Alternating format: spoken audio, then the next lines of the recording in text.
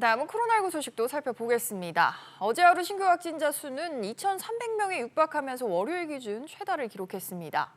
추가 접종, 그러니까 부스터샷이 다음 달부터 시작이 되는 가운데 얀센 백신에 대한 추가 접종은 연말쯤에 시작을 할 것으로 보입니다. 손석우 기자. 네, 손석우입니다. 지금 추석 연휴 이후에 코로나19 확산세가 갈수록 거세지고 있는데 어제도 최다 확진자가 나왔다고요? 네, 방역당국에 따르면 월요일이었던 어제 하루 동안 2,289명의 확진자가 발생했는데요. 월요일 기준으로 최다 확진자 기록입니다. 종전 기록은 일주일 전이었는데 당시보다 560명이나 많습니다. 지난주에 3,000명대까지 치솟았던 것을 감안하면 확진자가 다소 감소한 것처럼 보이지만 주 초반에 주말 검사 건수 감소 효과가 미치기 때문에 확산세가 꺾였다고 보긴 어렵습니다. 지역별로 보면 수도권에서는 1,678명, 비수도권에서는 582명이 각각 발생했는데요. 비수도권 발생 비중이 30%에 육박했다가 어제는 26%로 떨어진 것이 특징입니다. 더 관건은 주 중반이 되는 이제 수요일부터 확진자 수가 얼마나 늘어날지 이 여부 아니겠습니까? 네, 그렇습니다.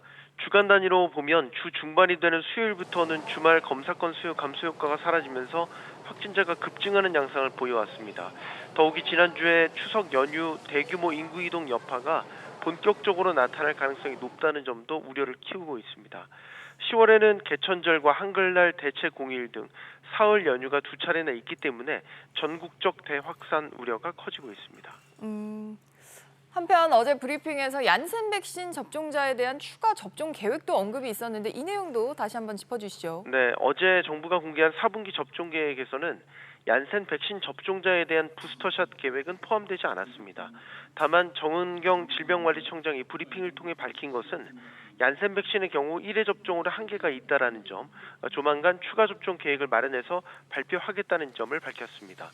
1회 접종 완료하는 얀센 백신의 경우 지난 6월부터 만 30세 이상 60세 미만 예비군과 민방위 대원 등 군 관련 종사자를 대상으로 집중적으로 접종됐습니다.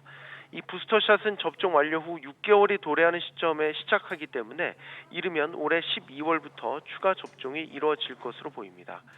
한편 당국은 이번 주 금요일 사회적 거리두기 조정안을 발표할 예정인 가운데 권덕철 보건복지부 장관은 조금 전 현행 거리두기 단계를 유지하기 어려운 상황이라며 일상 회복으로 방안을 모색해야 한다고 말했습니다.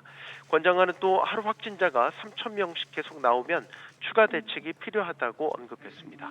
SBS 비즈 손석우입니다.